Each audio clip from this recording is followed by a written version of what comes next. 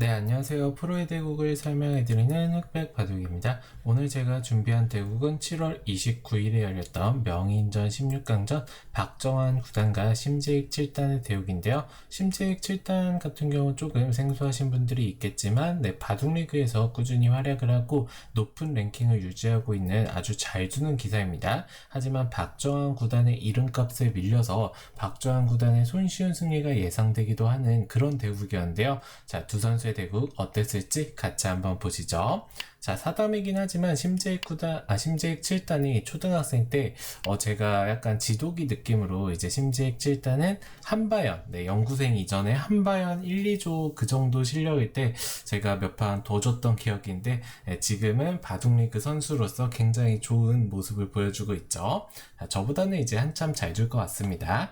자, 아무튼 박정환 9단 상대방이 양쪽 대각선 소목을 두어가니까 소목 화점으로 대응을 했고요.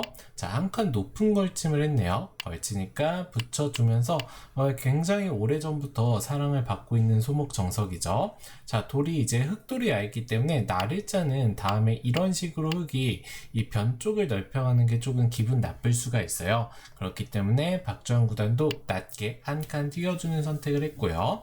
자, 여기서 벌리는 게 정석이지만 이제 흑돌이 이미 와 있기 때문에 양쪽을 조금 더 효율적으로 두고 싶은 심재익 7단, 일단 눈목자도 아니고 눈목자보다 한 칸 더 가면서 귀 쪽을 벌려 두었고요. 그리고 변 쪽에서도 3칸보다 훨씬 더 6칸이나 떨어져 있죠. 이렇게 벌림을 선택을 했는데요. 이제 바둑을 처음 하시는 분들은 이제 정석을 외워서 이런 식으로 두더라도 훌륭하지만 이제 프로들 간의 대국에서는 그 포석 단계에서도 굉장히 치열한 싸움, 눈에 보이지 않는 싸움이 진행이 되기 때문에 이렇게 양쪽을 효율적으로 지키는 수도 있다는 것까지 알아두시면 좋을 것 같습니다. 자, 아무튼 지켜두니까 걸쳐가고 입구자로 받을 때 무난무난하게 두어가고 있는데요. 자, 여기서 이제 어깨 짚어서 뛰어가니까 이수에도는 백이 끼워 이어주면은 흑이 중앙 쪽을 지켜두었을 때 활용을 통해서 이 중앙 쪽의 주도권을 넓혀가겠다, 이런 의도로 볼 수가 있겠죠.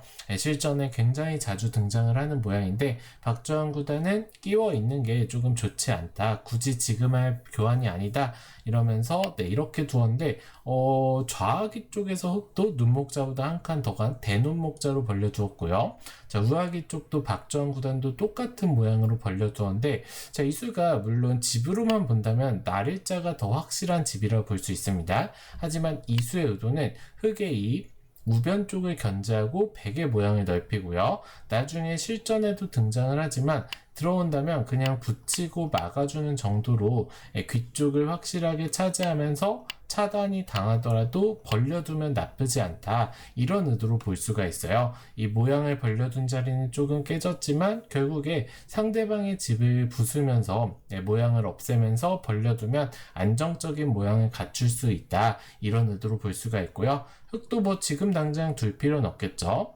그래서 두 칸 뛰어가면서 계속해서 흑의 모양을 키워가는 수를 선택을 했고요. 자, 여기서 박정환 9단 묘한 자리를 삭감을 왔습니다. 자, 이 수는 바로 어깨 짚어 가면은 이 대눈목자를 해둔 흑의 모양이 너무 커진다는 거예요. 눈목자보다도 한 줄이 더 넓기 때문에 집이 굉장히 크다고 볼 수가 있겠죠. 그래서 이 정도로 만족은 할 수 없다. 그래서 이렇게 묘한 자리로 삭감을 왔고요.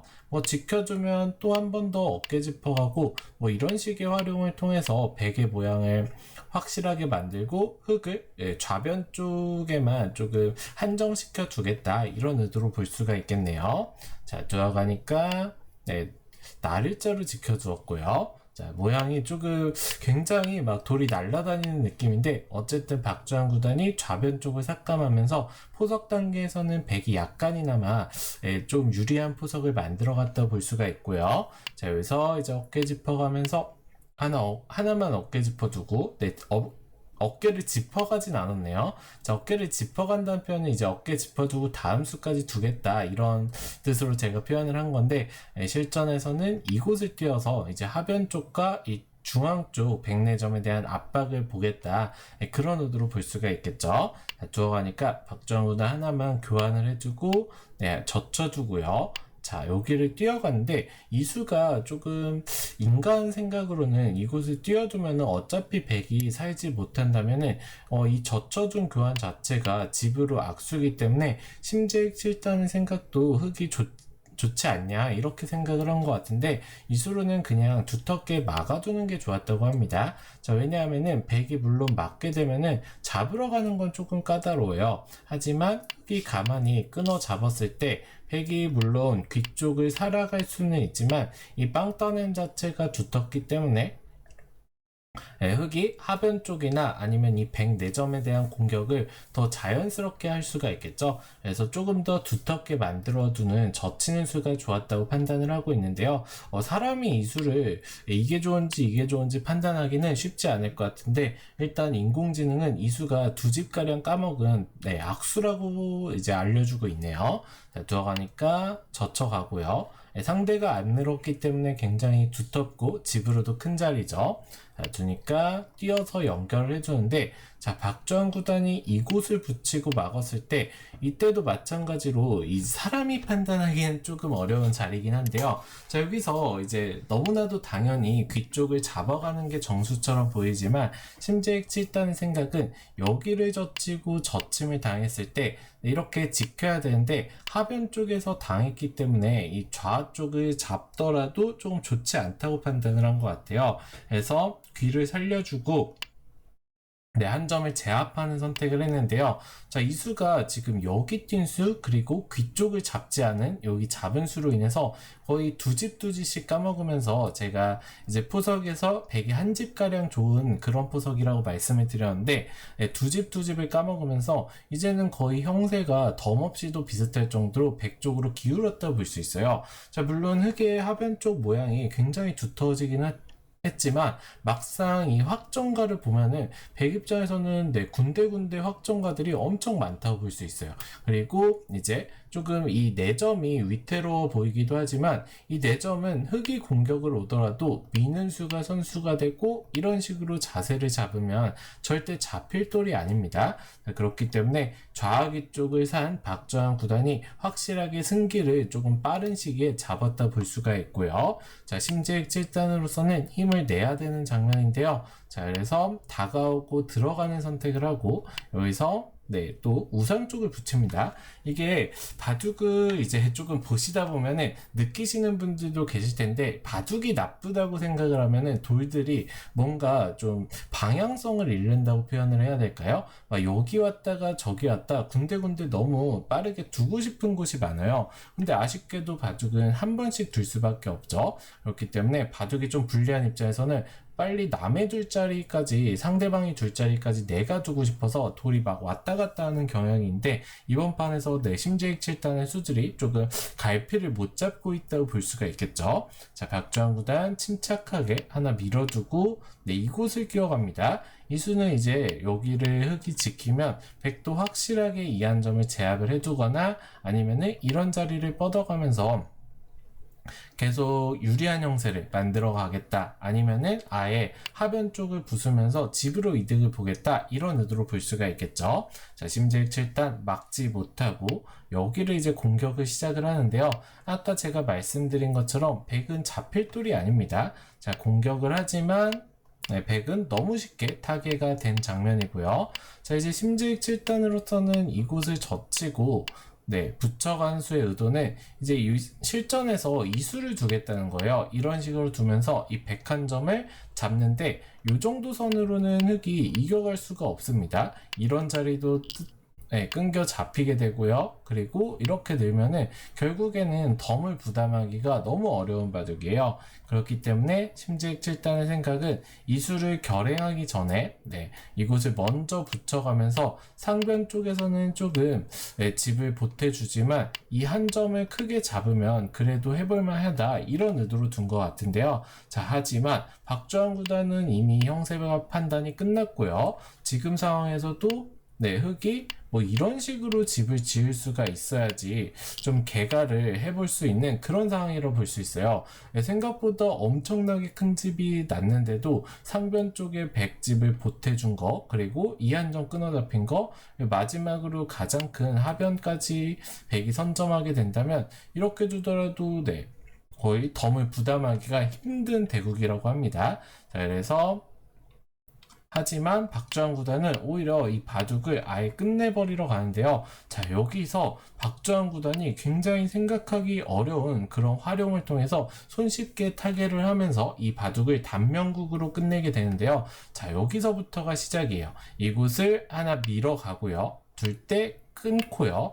흙이 뭐 단수 치는 건 안 되죠. 이곳을 차단당하고 뭐 있는 순간 이거는 흙이 말도 안 됩니다. 네, 자기 집이 다 돼야 될 자리에서 이런 천지대패가 나면은 당연히 이길 수가 없겠죠. 그래서 치받을 수밖에 없는데, 자, 이때도 그냥 맞게 되면 흙 입장에서는 이제는 이 두 점을 버려버리고 깔끔하게 잡으면서 역전에 성공을 할 수가 있어요. 하지만 백은 당연히 먼저 막는 게 아니라 이곳을 먼저 끊어가는 게 좋고요. 자, 이때는 이야기가 다른 게 여길 두면은 흙이 중앙 쪽을 막지 못했고요. 자, 있더라도 중앙 쪽에 백돌이 먼저 오게 되면은 아까 막고 끊긴 변화와 비교하면은 엄청난 차이가 있다고 볼 수가 있겠죠.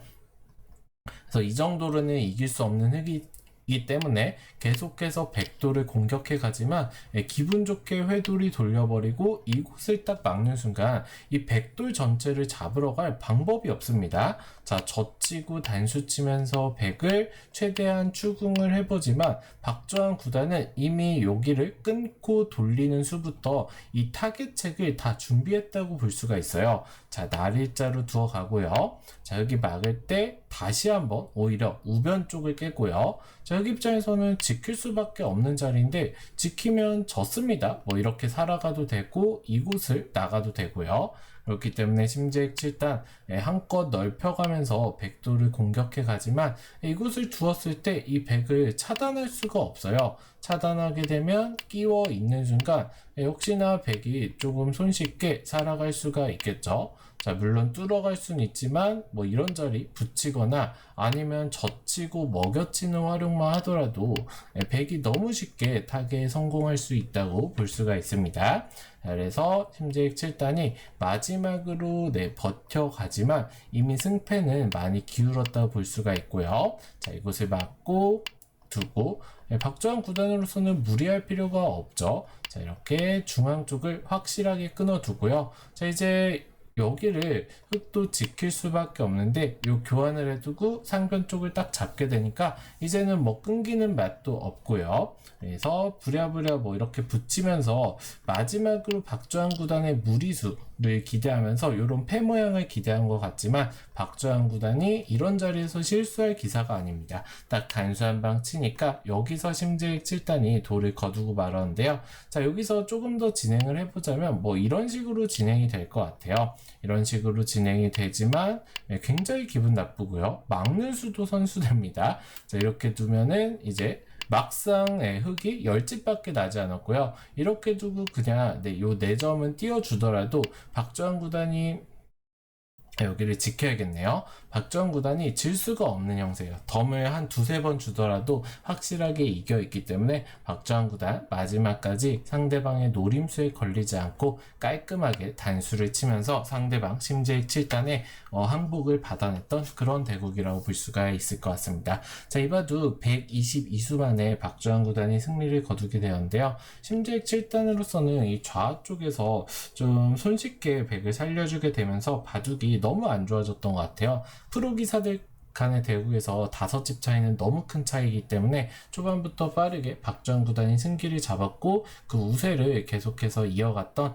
그런 바둑이었던 것 같습니다. 자, 아무튼 오늘 대국 소개 여기서 마치도록 하고요. 재밌게 보셨다면 구독, 좋아요, 알림 설정까지 부탁드리겠습니다. 감사합니다.